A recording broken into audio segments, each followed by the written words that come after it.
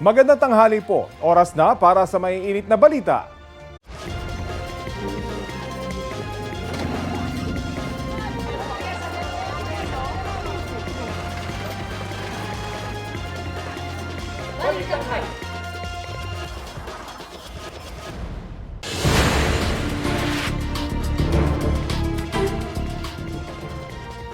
Mainit na balita. Sa Senado magpapasko ang kontratistang si Curly Discaya at tatlong dating opisyal ng DPWH Bulacan 1st District Engineering Office. Ayon kay Senate Blue Ribbon Committee Chairman Ting Lacson, inaprubahan ni Senate President Tito Soto ang kanyang rekomendasyong huwag payagan ang holiday furlough ni Discaya, pati ni na dating DPWH engineers Henry Alcantara, Bryce Hernandez at JP Mendoza. Ang rekomendasyon ni Lacson dahil daw sa security concerns. Batay din niya ito sa sinabi ni na Pangulong Bongbong Marcos at Ombudsman Jesus Crispin Remulla na ilalabas na ang arrest warrants laban sa 4 na personalidad bago magpasko. Setyembre pa nakadetain sa Senado sina Discaya, Alcantara, Hernandez at Mendoza matapos ma-cite in contempt dahil sa umunoy pagsisinungaling sa pagdinig ng Blue Ribbon Committee. Sisikapin pang kunan ng pahayag ang kampo ng 4 na nakadetain sa Senado. Huli sa Quezon City ang isang babaeng bank manager na wanted sa pagnanakaw. Tinangay niya ang aabot sa 16 na milyong piso mula sa kanyang pinagtatrabahong bangko sa Agusan del Sur. Balitang hatid ni James Agustin.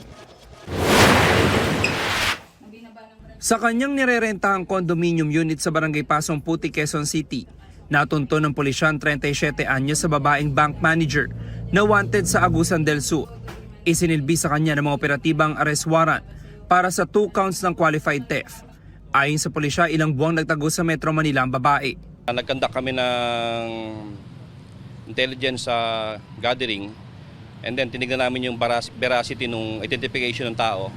And true enough siya ngayon. So nagkandak kami ng operation. January ng 2025, nagrent na siya dun sa condominium kung saan sa amin siya na-aresto. Sa investigasyon, aabot sa 16 na milyong piso ang ninakaw umano ng babae sa pinapasukan niyang bangko na nadiskubre noong Oktubre 2024. Nitong Pebrero 2025 naman, inilabas ang arrest warrant. Sa CCTV nakita na yung first incident natin ng qualified theft, naglabas siya ng pera doon sa ATM vault amounting to 3 million. And then yung second incident, naglabas naman siya ng 13 million mismo doon sa vault ng bangko. Ililipat siya sa ibang branch pending investigation. Pero hindi na siya nag-report. Nagtago na siya. Nakakulong ngayon ang akusado sa Pasong Putik Police Station. May nakuha po talagang pera doon po. Ikaw ang kumuha? Opo. October hindi na ako nag-office kasi nakukonsensya na talaga ako. And then by November, nag-file na sila before sila nag-file ng case talaga, gumawa sila ng investigation kasi hindi na ako nag-office. Nakapag-return of warrant ang pulisya at hinihintay na lang ang commitment order mula sa korte. James Agustin, nagbabalita para sa GMA Integrated News.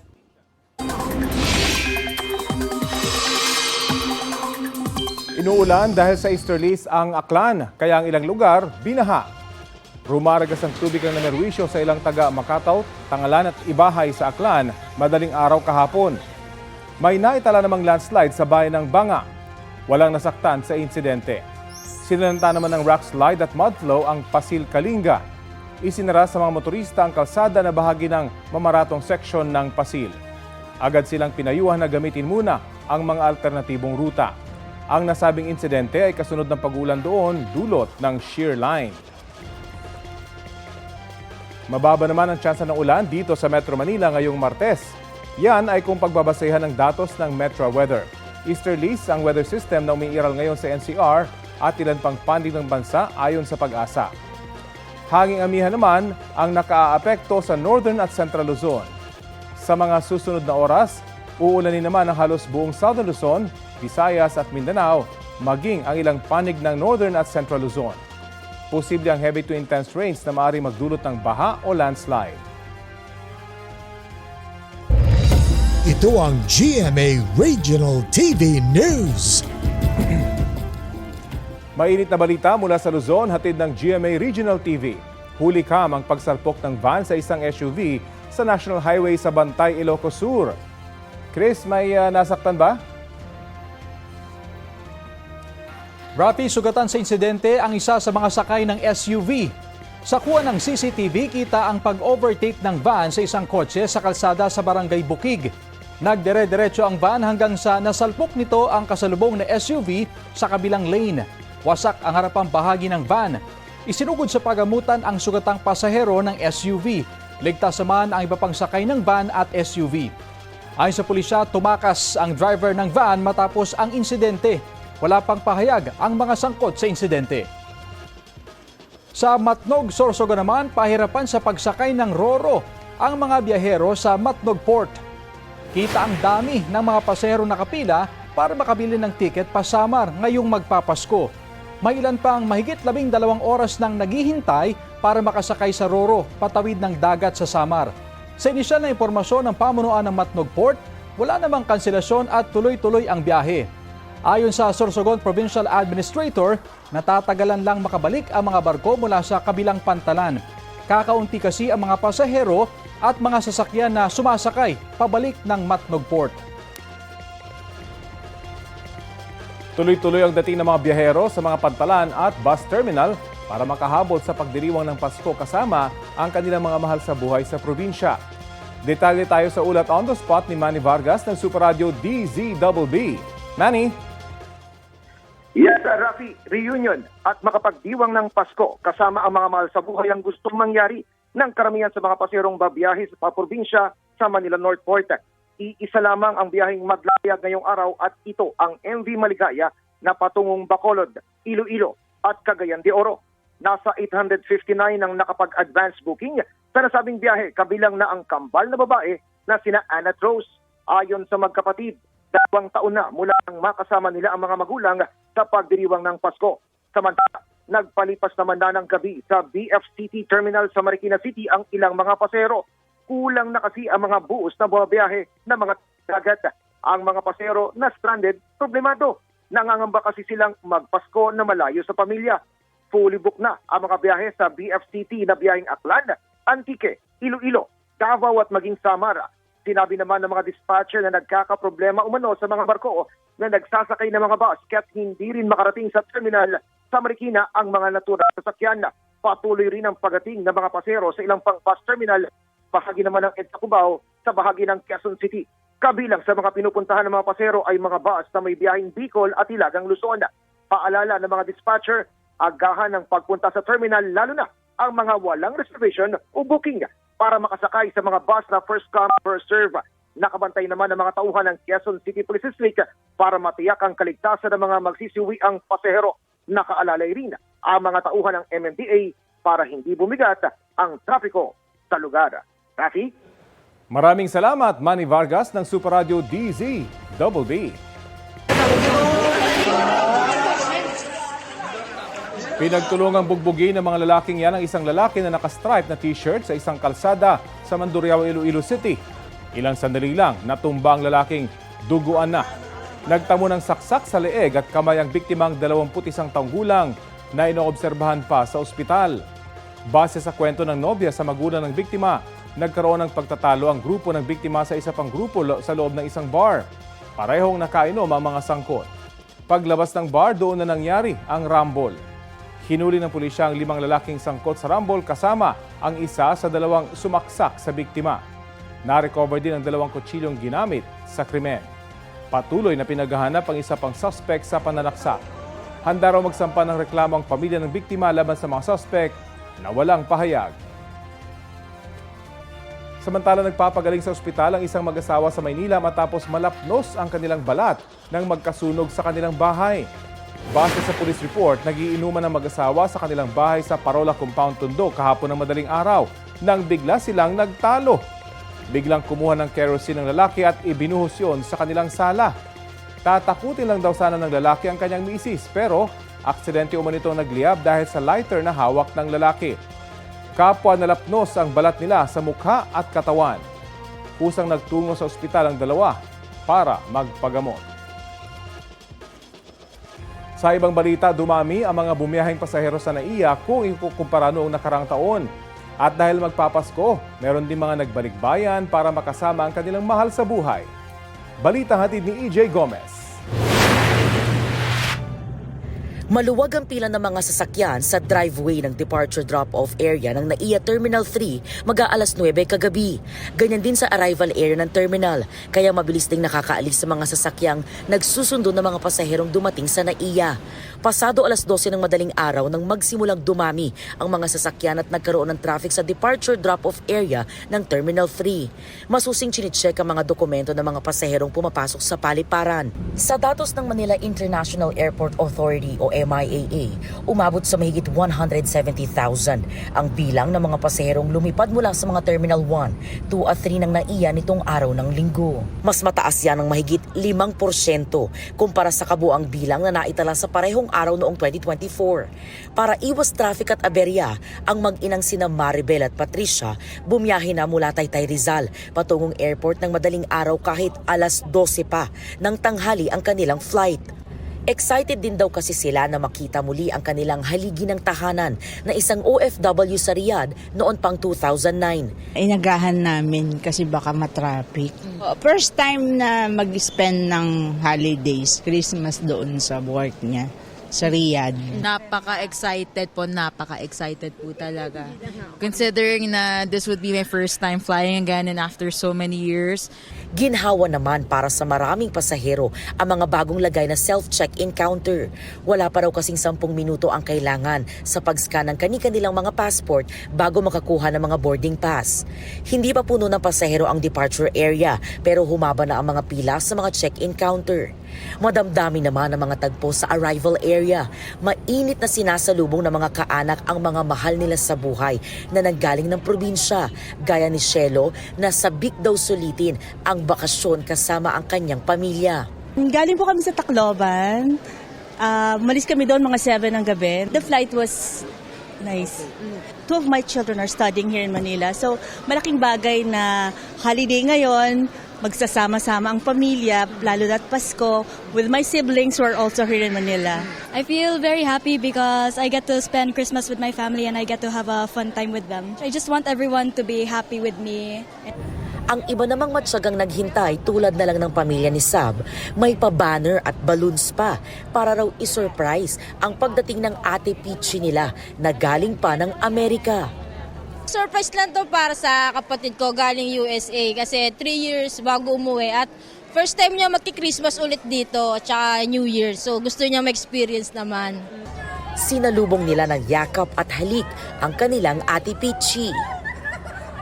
Merry Christmas, Pilipinas! EJ Gomez, nagbabalita para sa GMA Integrated News. Happy Tuesday mga mare at pare! Star-studded ang premiere night ng Metro Manila Film Festival entry na Bar Boys After School. Spotted dyan ang ilang kapuso stars na bida sa film, gaya nila Encantadia stars Glyza De Castro, Rocco Nasino at Therese Malvar. Present din si PBB Collab Edition ni Kapuso Second Big Placer Will Ashley at si Maka star Bryce Eusebio na rumampa sa red carpet. Naki-meet and greet din sa fans ang iba pang cast ng film.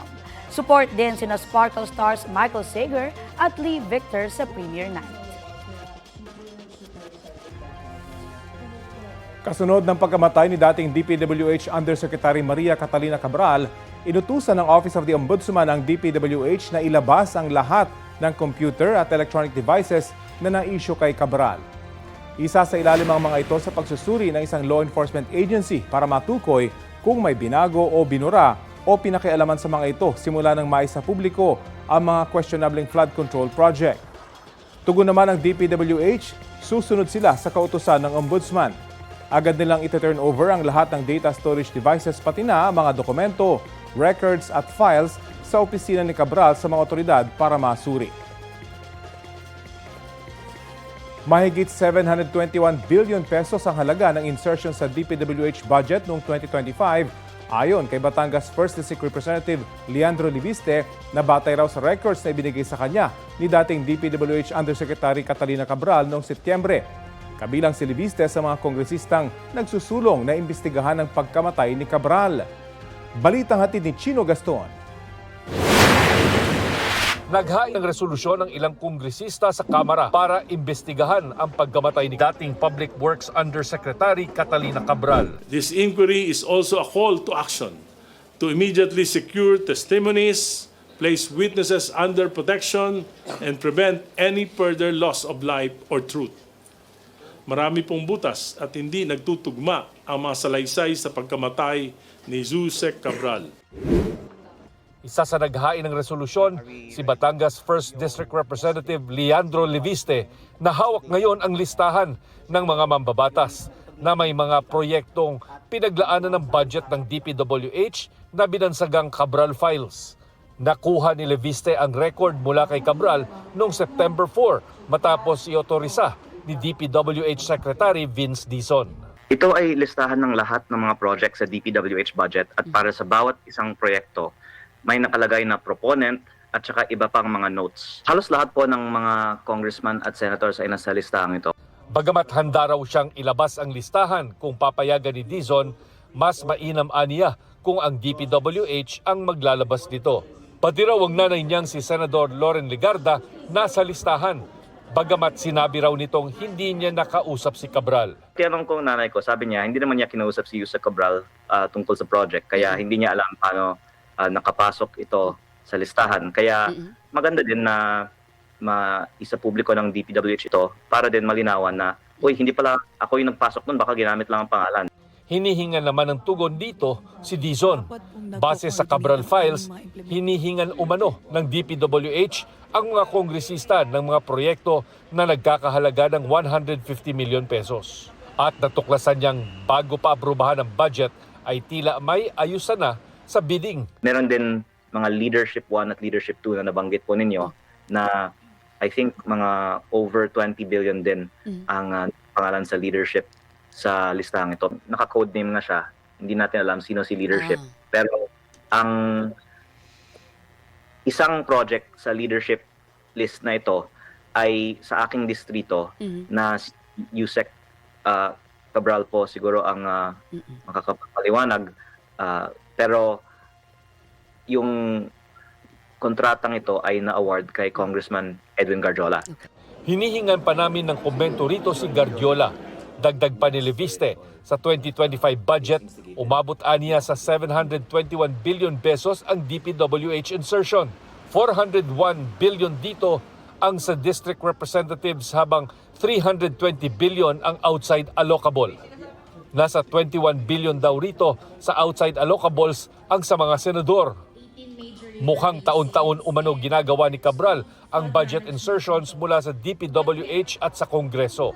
Pero hindi lang sila ang may insertion umano. Kami din po dito mga opisyal sa mga ahensya ng gobyerno, bukod sa DPWH na may insertion, may mga secretary at undersecretary kahit walang kinalaman sa DPWH, meron din flood control project. Sabi ni Leviste, ipinakita na niya ang listahan sa Independent Commission for Infrastructure at sa Ombudsman. Pero kailangan pa ng ebidensya na mag-uugnay sa proponent sa kontraktor. Chino Gaston nagbabalita para sa GMA Integrated News.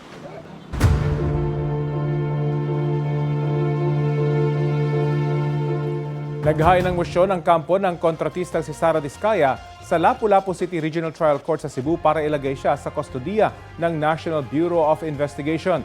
Ayon kay NBI spokesperson Palmer Malyari, hiniling din ni Diskaya na dumalo siya sa mga pagdinig sa pamamagitan ng video conference.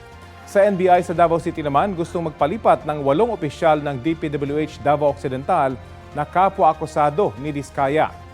Pinagkokomento ng Lapu-Lapu RTC ang NBI at ang Ombudsman sa Visayas sa loob ng 10 araw. Nakakulong ngayon sa Lapu-Lapu City Jail si Diskaya at kanyang mga kapwa-akusado dahil sa kasong may kinalaman sa Ghost Flood Control Project sa Jose Abad Santos, Davao Occidental. Sa Lapu-Lapu City RTC inilipat ang kaso ni Diskaya sa Davao Occidental alinsunod sa guidelines ng Korte Suprema na ilipat sa pinakamalapit na designated anti-graft court sa pinakamalapit na judicial region ang mga kasong may kinalaman sa flood control project. Sa paunang impormasyon na kuha ng NBI, sa January 2026 nakatakdang i-arraign o basahan ng sakdal ang mga akusado. Ito ang GMA Regional TV News. Balita mula sa Visayas at Mindanao, hatid ng GMA Regional TV. Hinostage ang isang batang babae sa Marawi, Lanao del Sur. Sara, kumusta yung biktima? Rafi, nasagip ang 6 na taong gulang na bata mula sa kamay ng kanyang hostage taker. Sa investigasyon ng pulisya, pinasok ng sospek ang bahay ng biktima sa barangay Sabala, Manao proper. Kumuha siya ng kutsilyo at saka hinostage ang bata. Nagkataong may nagja-jogging na pulis sa lugar. Kinausap niya ang sospek. Pero nang makitang nasugatan na ang bata sa pisngi at braso, doon na niya hinarang ang hawak na patalim at binaril ang sospek. Agad isinugod ang biktima at sospek sa ospital. Maayos na ang kondisyon ng bata habang idiniklarang dead on arrival sa ospital ang lalaki. Wala pang pahayag ang mga kaanak na bata. Inaalam pa ng pulisya ang pagkakakilanlan ng sospek at kung ano ang motibo niya. Mahigit 5,000 empleyado ng Bacolod City LGU ang hindi nakakain sa kanilang Christmas party. Amoy panis raw kasi ang ipinamigay na pagkain sa party. Bumili na lang sila ng sariling pagkain. Sabi ng LGU, nakatanggap sila ng maraming reklamo tungkol sa pagkain at iniimbestigahan na ito. Ipinatawag na rin ang 2 caterer. Aabot daw sa mahigit 1 milyong piso ang inilaang pondo para sa pagkain. Iwas panis tips ng mga eksperto. Dapat malinis ang mga kamay at mga gamit sa pagluluto. Gumamit lang ng malinis na tubig at sariwang mga sangkap. Ihiwalay ang mga hilaw sa naluto na. Tiyaking naluto na maigi ang pagkain at nasa ligtas na temperatura ang pagtataguan o paglalagyan ng mga ito.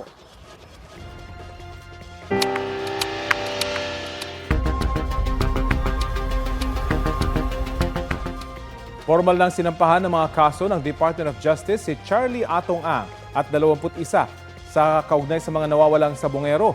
Sa kabilayan ng apela ng kampo ni Ang sa DOJ na huwag munang iakyat sa korte ang mga reklamo. Balitang hatid ni Ian Cruz. 3 lugar sa Laguna at Batangas may naitalang pagkawala ng mga sabongero. Kaya sa 3 regional trial courts na nakakasakop sa lugar na ito, naghain ng kaso ang Department of Justice noong Biyernes, December 19. 10 counts ng kidnapping with homicide at 16 counts ng kidnapping with serious illegal detention ang isinampa laban sa negosyanteng si Charlie Atong Ang at 21 pa para sa pagkawala ng 26 na sabongero. Oras na marafol ang mga kaso, may 10 araw ang mga hukom para desisyonan kung may sapat na batayan para kasuhan sina Ang bago maglabas ng warrant sa arrest. Non-bailable ang mga isinampang kaso. Nauna na naghain ng motion for reconsideration sa DOJ ang kampo ni Ang. Ayon sa abogado ni Ang, kailangang isumite ng DOJ ang kompletong file ng mga kaso sa korte. Sa DOJ raw sila naghain ng apela at hindi sa korte. Kung babaliwalain nila ng DOJ ang motion, ay dapat handa ang kagawaran sa mga posibleng kakarapin dahil dito. Pero sabi ng DOJ, pwede pa rin silang magsampa ng kaso habang nire-resolba ng DOJ ang kanilang motion for reconsideration. Bukod sa mga isinampang kaso sa Laguna at Batangas, may dinidinig ng mga kasong kidnapping with serious illegal detention sa Manila at San Pablo RTC, kaugnay ng mga nawawalang sabongero. Ian Cruz nagbabalita para sa GMA Integrated News. Sa iba pang balita, handa raw makipagtulungan si Executive Secretary at NOI Finance Secretary Ralph Recto sa investigasyon sa mga reklamong isinampa laban sa kanya sa Office of the Ombudsman. Iyan ang mga reklamong plunder, graft, malversation at grave misconduct kaugnay sa pagpapasauli noon ng Department of Finance ng 90 billion pesos na pondo ng PhilHealth sa National Treasury. 60 billion pesos na ang naibalik sa National Treasury bago naharang ng mga petisyon sa Korte Suprema ang pag-remit ng natitirang pondo. Giit ni NOI Finance Secretary Recto, wala siyang kriminal na pananagutan, batay na rin sa opinyon ng ilang mahistrado ng Korte Suprema. Kumilos lang anya kasi siya in good faith, alinsunod sa utos ng Kongreso na ibalik sa kaban ng bayan ang hindi nagamit na pondo ng PhilHealth. Wala pang sagot sa GMA Integrated News si NOI PhilHealth President Emmanuel Ledesma na kabilang din sa mga sinampahan ng reklamo.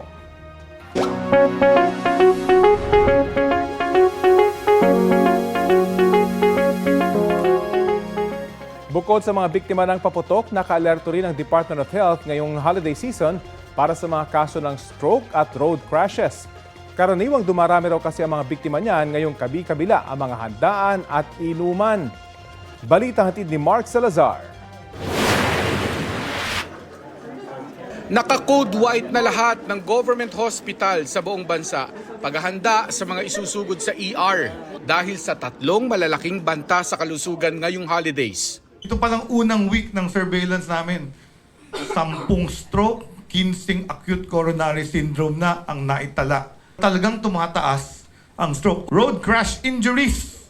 Ayan, matraffic, nagmamadali, nakainom, distracted driving, sinasagot yung Christmas greeting habang nagmamaneho. And of course, the firework-related injuries. Sa Philippine Heart Center na main referral hospital ng mga inaatake sa puso at nai-stroke, nag-a-average na sa 45 to 60 patients ang isinusugod kada buwan. What is the link between the stroke and holiday heart syndrome?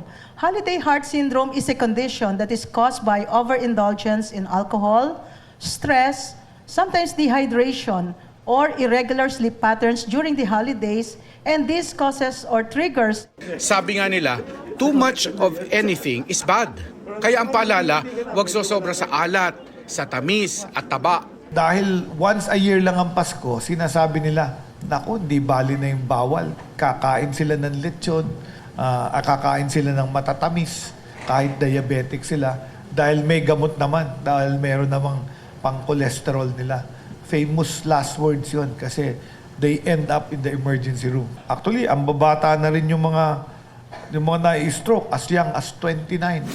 Panahon din ng asthma attacks. Katunayan sa National Kidney and Transplant Institute at Heart Center, difficulty in breathing ang isa sa malimit ngayong emergency case. See the highest number of asthma exacerbation visit in the emergency room actually is on January. So most probably because of the pollution or the firecracker effects. Isa rin sa pagtutuunan ng pansin sa Kapaskuhan ang mga kasong may kinalaman sa mental health tulad ng anxiety at depression. Bagay na hindi raw sa ER matutulungan. Sometimes they will come to you, masakit ng dibdib, nahihirap pa huminga, pero yung pala ang problema nila, mental health. They're lonely, their families are elsewhere. Kaya nga minensyon ko at ulitin ko, 1553, yan yung aming helpline ng National Center for Mental Health. Sa pinsala naman ng paputok at pailaw, kwitis pa rin, 5-star at boga ang pangunahing dahilan. At karamihan ng mga nasusugatan ay edad 10 hanggang 14. Pagdating sa nakababahalang numero ng road crash, 31% ang itinaas ng kaso ngayong taon kumpara nung isang taon.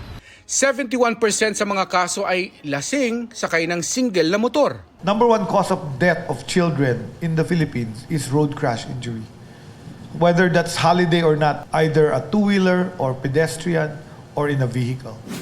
Muling paalala ng DOH, huwag makalimot sa gitna ng saya at kinang ng Pasko para ligtas at malusog ang salubong sa bagong taon. Mark Salazar, nagbabalita para sa GMA Integrated News. Para sa mga magbibigay ng aginaldo ngayong nalalapit na Pasko, may paalala ang Bangko Sentral ng Pilipinas. Sa mga BSP authorized na bangko lang dapat magpapalit ng lumang pera para sa bago at malulutong na perang papel. Libre lang din daw yan. Hinihikayat din ng BSP ang publiko na gumamit ng e-wallet o online banking para sa mas ligtas at mas mabilis na pagpapadala ng aginaldo ngayong holiday season.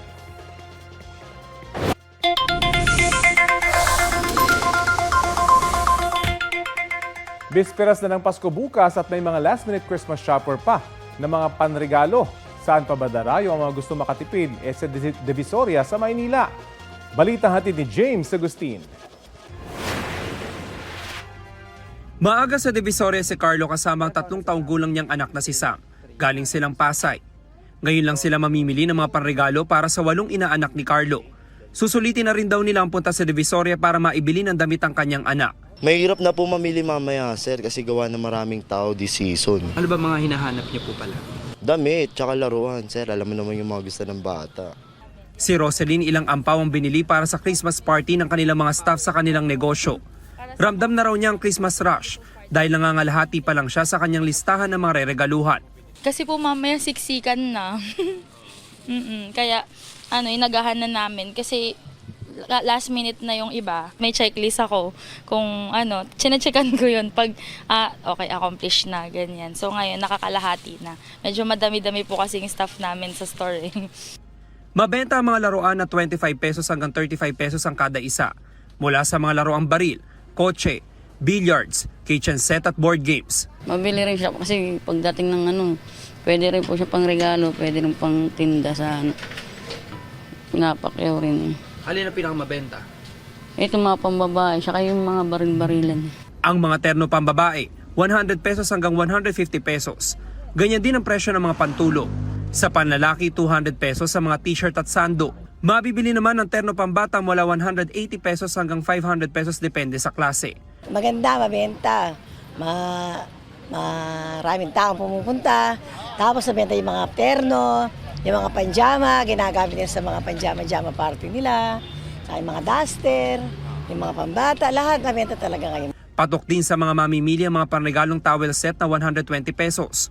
Mabibili naman ng sling bag mula 3 for 100 pesos yung maliliit hanggang 250 pesos kada peraso yung malalaki.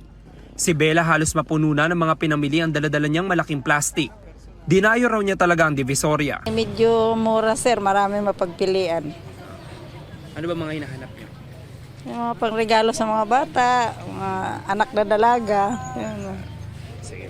Merry Christmas po. Happy New Year sir. James Agustin nagbabalita para sa GMA Integrated News. 2 araw bago magpasko, makibalita po tayo sa inaasahang hebigat na trapiko sa North Luzon Expressway o NLEX. Makakapanem natin si Assistant Vice President for Traffic Operations ng NLEX Corporation, Robin Ignacio. Magandang umaga po at welcome sa Balitang Hali.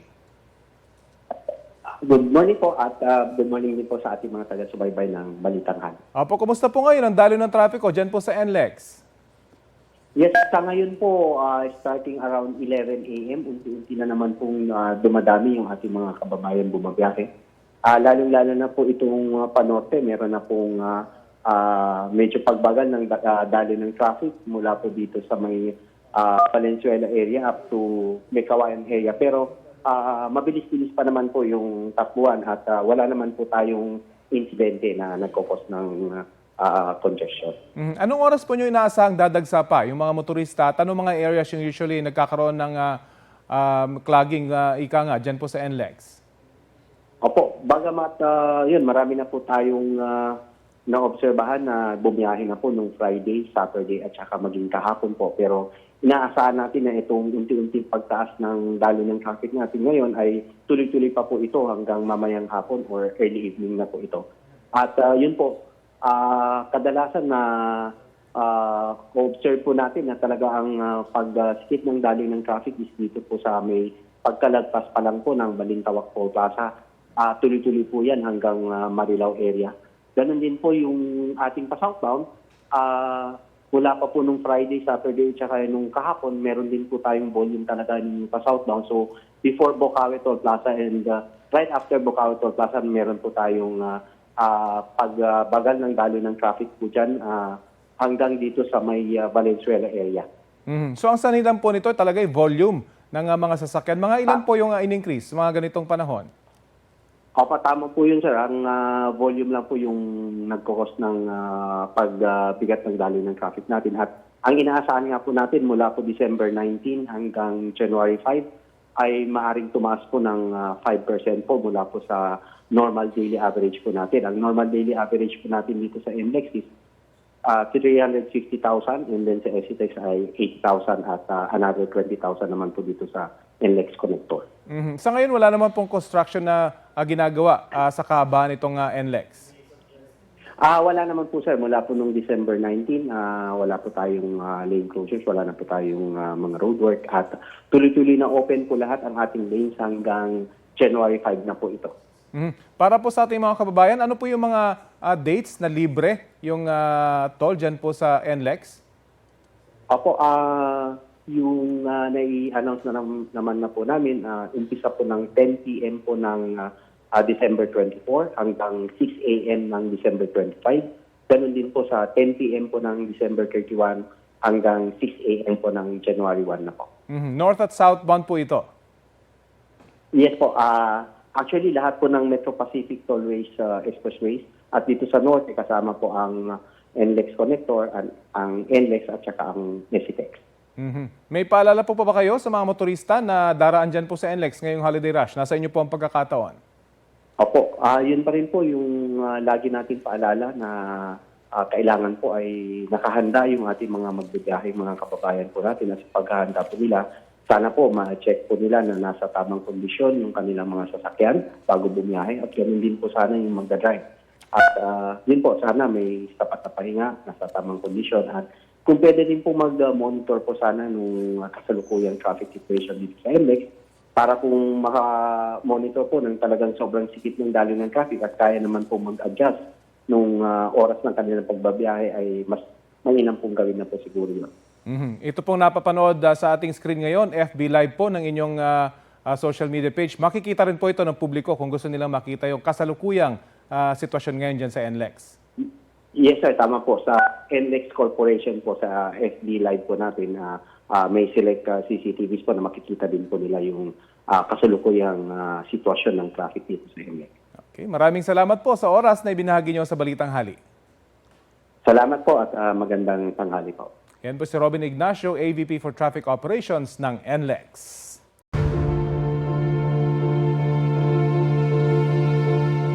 15 milyong piso ang isinaoli ng contractor na si Sally Santos sa gobyerno. Inihati dito sa tanggapan ng Department of Justice gamit ang armored vehicles kahapon. Ayon kay DOJ spokesperson Attorney Polo Martinez, bahagi ito ng partial restitution ni Santos at alinsunod sa kanilang napagkasunduan. Si Santos ang may-ari at manager ng Sims Construction Trading na sangkot sa umano'y Ghost Flood Control Project sa Baliwag, Bulacan. Umamin dati si Santos sa pagdinig ng Senado na ipinahiram niya ang lisensya ng kumpanya sa ilang engineer ng DPWH pero hindi raw niya alam na gagamitin yon sa mga ghost project. Sa ibang balita, pinagtibay ng Korte Suprema ang hatol na guilty sa 3 pulis na sangkot sa pagpatay sa nooy 17 taong gulang na estudyanteng si Kian de los Santos sa Caloocan. Sinintensyahan ng reclusion perpetua o pagkakakulong ng hanggang 40 taon ang mga pulis na sina Arnel Juarez, Jeremiah Pereda at Jerwin Cruz. Inutusan din sila magbayad ng 275,000 pesos bilang danyos sa pamilya de los Santos. Ayon sa SC, nakita ang lahat ng elemento ng murder sa kaso ni Kian. Gabi noong August 16, 2017, sa kasagsagan ng kampanya kontra iligal na droga, sinaktan ng mga pulis si Kian na napagkamalang drug suspect. Wala ring habas na pinagbabaril ang biktima kahit nagmamakaawa na siyang pakawalan dahil ma-exam siya kinabukasan. Hindi rin lumusot ang depensa ni Juarez na ginagampanan lang niya ang kanyang tungkulin.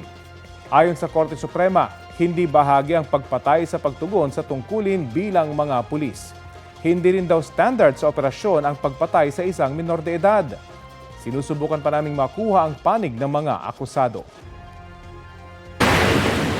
Ay, nahulog! Nalunod silang dalawa. Nahulog sa umapaw na Pinakanuan River sa Ilagan, Isabela ang van driver na yan at 2 tumutulong sa kanya. Pinilit daw ng driver na tawirin ang Bacolod Overflow Bridge kahit may abiso ng huwag tumuloy dahil umapaw na ang ilog. Tumaob ang bangkang ginagamit ng 2 rescuer na tumutulong doon sa driver. Mabuti na lang na may isa pang bangka na sumaklolo sa van driver at 2 naunang rescuer kaya naiahon sila sa ilog. Umapaw noon ang Pinakanuan River dahil sa ulang dala ng hanging amihan at shear line. Kumustahin naman natin ang sitwasyon sa NAIA bago ang bisperas ng Pasko. May ulat on the spot si JP Soriano. JP? Rafi, mga kapuso, 2 araw bago magpasko, wala pong patid yung pagdating ng mga kababayan natin dito sa NAIA Terminal 3 kung saan tayo naroon ngayon. Sa arrival section, Rafi, kung sa aking likuran na medyo pumunta lang tayo dito dahil ayaw natin maabala yung mga kababayan natin. Karamihan mga OFW, Rafi, mga balik manggagawa na sinikap po makabalik ng bansa para makasama ang kanilang mga mahal sa buhay. Marami pong eksena ng akapan, mga nagmamano at kahit po ilang araw na lang ay Pasko na, sabi ng pamunuan ng MIAA, napakarami pa rin talaga ang mga dumarating dito sa 3 terminals ng NAIA, Terminal 1, 2 at 3 at kahapon nga, December 22, umabot ng 164,858 ang kabuang bilang ng mga pasaherong dumating at umalis sa tatlong terminals ng NAIA. Mataas daw po yan ng 3% o mahigit 3% kumpara sa parehong period noong nakaraang taon o parehong petsa noong 2024. At dito po sa labas ng NAIA, pagkatapos nga po syempre salubungin ng mga kababayan nila o mga mahal nila sa buhay ang kanila mga nagbabalik bayang OFW, sa labas naman po sa mga terminal base o sa mga arrival base, medyo mayroon ding queue ng mga sasakyan pero sistematiko naman ang pagpila ng mga sasakyan dyan. Hindi na ho ganun ka-traffic kumpara ng mga nakaraang araw, pero sabi po ng pamunuan ng MIA, maagang o mabuting planuhin din na mabuti ang inyong biyahe kahit nga po marami na po ang mga nakabalik na ng Pilipinas at syempre marami pa rin ang paalis. Doon naman po sa departure area na ating iikutan din maya-maya. At yan muna ang latest. Balik muna sa iyo, Rafi. Maraming salamat, JP Soriano.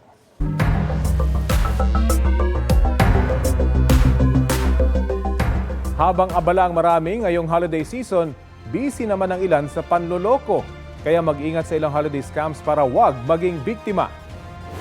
Una sa listahan, mag-ingat sa mga pekeng tawag na nagpapakilalang taga-bangko o e-wallet o financial service company na nagsasabing kailangang i-verify ang inyong transaction. Tip para makaiwas dito, huwag ibigay ang inyong one-time password at iba pang personal na impormasyon. Ingat din sa mga nagpapadala ng links para i-claim raw ang inyong reward, refund o reactivation ng account. Kapag clinic niyo yung link, dinadala kayo sa fake website para manakaw ang inyong login details. Ang tip, think before you click, mga kapuso. Maging alisto rin sa mga bogus o peking online seller o buyer. Para makapag-scam ay nagsisend sila ng AI-generated screenshots ng payment nila. Ang tip, i-double check ang profile ng inyong katransaksyon. Maigi rin kung sa mga lehitimong website lang mamili. At may mga scammer din na nagpapanggap na kamag-anak o kaibigan, sabay hingi ng pera para daw sa emergency. Ang tip, i-verify muna maigi sa ibang paraan kung ang inyong kausap ay kamag-anak o kaibigan nyo bago magpadala ng pera. Sa iba pang balita, pinabulaanan ni Vice President Sara Duterte ang mga alegasyon ni Ramil Madriaga laban sa kanya. Si Madriaga na nakakulong ngayon sa kasong kidnapping ay nagpakilalang dating civilian intelligence agent ni dating Pangulong Rodrigo Duterte at ni Vice President Duterte. Sinabi rin ng kanyang abogado na 2 beses binisita ng bise si Madriaga sa detention facility. Reaksyon dito ng bise, wala siyang personal na relasyon o ibinigay na utos kay Madriaga. Hindi rin daw niya dinalaw sa kulungan si Madriaga at hindi nakausap kailanman. Sinabi rin ng bise na kuha sa mga public event na dinulah niya ang mga larawan na isinumite ni Madriaga kung saan makikitang magkasama sila. Hindi raw ito magpapatibay sa mga aligasyon ni Madriaga. Naroon daw si Madriaga bilang bahagi ng isang election campaign group. Ayon pa sa bise, puro akusasyon lang ang binitawan ni Madriaga at walang dokumento o corroboration na magpapatunay rito. Ginagawa lang daw ito ni Madriaga para matiyak ang kanyang paglaya at paraan niya pahinain ang posibilidad ng kandidatura ni Duterte sa pagkapangulo. Ito ang GMA Regional TV News. Patay ang mag-asawang senior citizen na nahulog sa bangin matapos mabangga ng pick-up ang kanilang motorsiklo sa Zamboanga City. Ayon sa pulisya, nagtamo ng matitinding pinsala sa katawan ang mag-asawa. Nagtamo rin na minor injuries ang pick-up driver at ang pasahero niyang menor de edad. Batay sa investigasyon, mabilis ang patakbo ng pick-up habang dumaraan sa pakurbang bahagi ng kalsada. Napunta ito sa lane ng kasalubong ng motorsiklo at nakaladkad ng pick-up ang motorsiklo patungo sa bangin. Hawak na ng pulisya ang pick-up driver na mahaharap sa reklamong reckless driving resulting in double homicide. Wala siyang pahayag.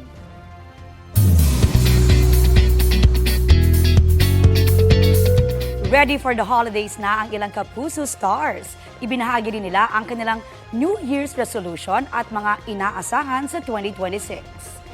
Si Kapuso Primetime Princess Barbie Forteza, New Year's resolution ang pagbabawas ng screen time o paggamit ng gadgets para maging productive. Niregaluhan niya rin ang sarili niya ng treadmill for her running era. Si Jake Vargas naman looking forward sa nalalapit na kasal nila ni Ina de Belen. For Christmas, kasama niya mag-celebrate ang kanyang family. Si Miss Universe Philippines 2023 at sparkle artist Michelle Marquesti makakasama rin ng family sa Pasko. Balak daw niyang mag-dress down and relax for the holidays. Looking forward na rin siya sa mga project niya sa 2026. #blessed and grateful si Apoy sa Dugo star Ashley Ortega dahil sa iba't ibang goals na kanyang na-achieve this 2025. Mas extra special pa nga ang holiday season for Ash dahil sa surprise birthday bash organized by her fans. Narito ang latest mga mare at pare. Feeling nagdiburaw ulit si Ashley Ortega sa inihandang birthday party para sa kanya ng kanyang fans.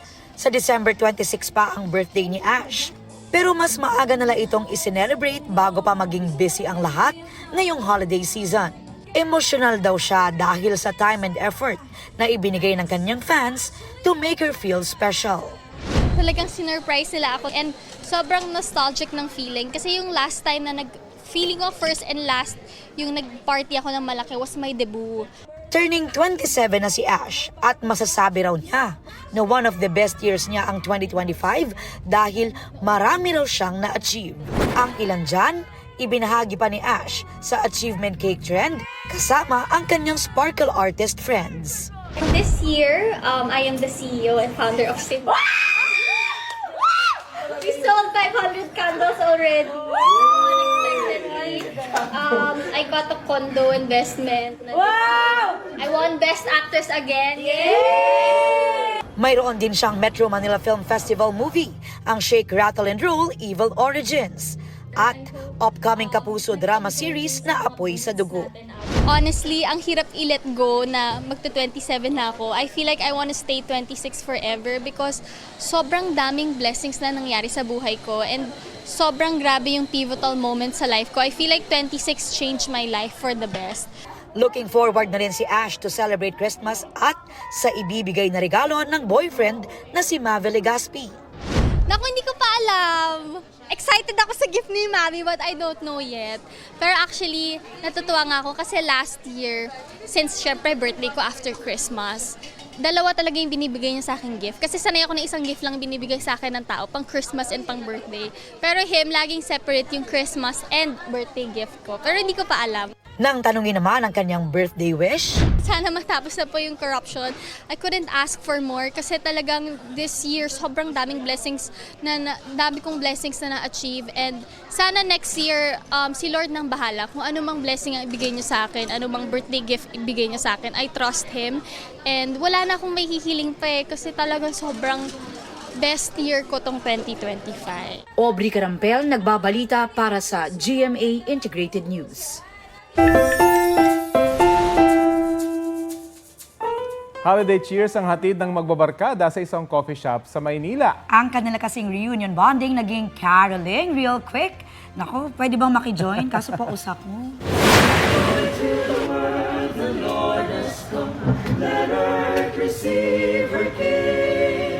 For sure na hindi kasi sigaw ng patawad po. Literal na joy kasi ang hatid ng magbabarkadang yan to the world.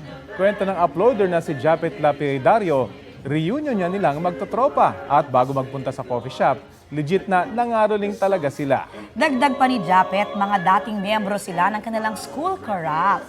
Yun naman pala, kaya dalang-dala nila ang Christmas vibes. Ang video na yan may online aginaldo ng 1.3 million views. Trending! Ayun ang duda ko. Gusto ko na sana Choir eh, sila, kaso member paus sila. ako eh. Hintayin niyo mawala yung pagkapaos nito. Ito po ang balitang hali, bahagi kami ng mas malaking misyon. Rafi Tima po. Kasama niyo rin po ako, Aubrey Carampel. Para sa mas malawak na paglilingkod sa bayan, mula sa GMA Integrated News, ang News Authority ng Filipino.